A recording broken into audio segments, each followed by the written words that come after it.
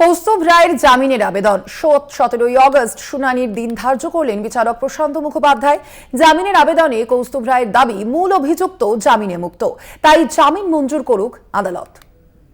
Charge frame থেকে পিছু হটল ED. জামিনের আবেদনে দোহাই দিয়ে চার্জ ফ্রেম করল না তদন্তকারী সংস্থা। এদিন শুনানি পর্বে ভাস্কর প্রসাদ বন্দ্যোপাধ্যায়, ইডির আইনজীবী, হুজুর, কৌস্তুভ রায় জামিনের আবেদন জানিয়েছেন। আমরা সেই আবেদনের বিরোধিতা করে লিখিত আবেদন জানাবো। আমাদের সময় দেওয়া হোক, তাই আজ আমরা এই মামলার মুলতবি চাইছি।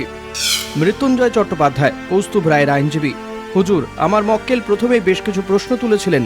আপনি তদন্তকারী অফিসারকে আদালতে হাজিরা নির্দেশ জারি করেছিলেন, কিন্তু বিগত 4টে শুনানিতেও তদন্তকারী অফিসার হাজির হননি। আজও তারা হাজির নেই। ইডি সময় চাইছে, ঠিক আছে, কিন্তু তদন্তকারী সংস্থা আজ আদালতে জানাক কৌস্তুভ রায়কে আর হেফাজতের প্রয়োজন আছে কি নেই। বিচারপতি প্রশান্ত মুখোপাধ্যায়, বিষয়টা আদালত দেখছে, তদন্তকারী সংস্থা বলছে তো তদন্ত চলছে। ভাস্কর প্রসাদ বন্দ্যোপাধ্যায়, ইডির আইনজীবী, হেফাজতের প্রয়োজন আছে কিনা বিষয়টি জামিনের আবেদনের শুনানিতেও নির্ধারিত হবে। মৃত্যুঞ্জয় চট্টোপাধ্যায়, কৌস্তুভ রায়ের আইনজীবী, আমি আদালতের কাছে আবেদন জানাচ্ছি। ইডি চার্জ ফ্রেমের আশ্বাস দিলেও তারা চার্জ ফ্রেম করছে না। ভাস্কর প্রসাদ বন্দ্যোপাধ্যায়, ইডির আইনজীবী, আমরা চার্জ ফ্রেম করতে প্রস্তুত। যেহেতু জামিনের আবেদন করা হচ্ছে, তাই চার্জ ফ্রেম করা সম্ভব হচ্ছে না।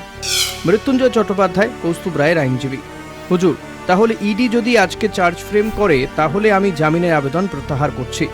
ভাস্কর প্রসাদ বন্দ্যোপাধ্যায়, ইডির আইনজীবী, এটা সম্ভব নয়। জামিনের আবেদনের শুনানি হোক, তারপর আদালত বিচার করুক। কৌস্তুভ রায়ের জামিন মামলার পরবর্তী শুনানি 17ই অগস্ট। কলকাতা টিভি।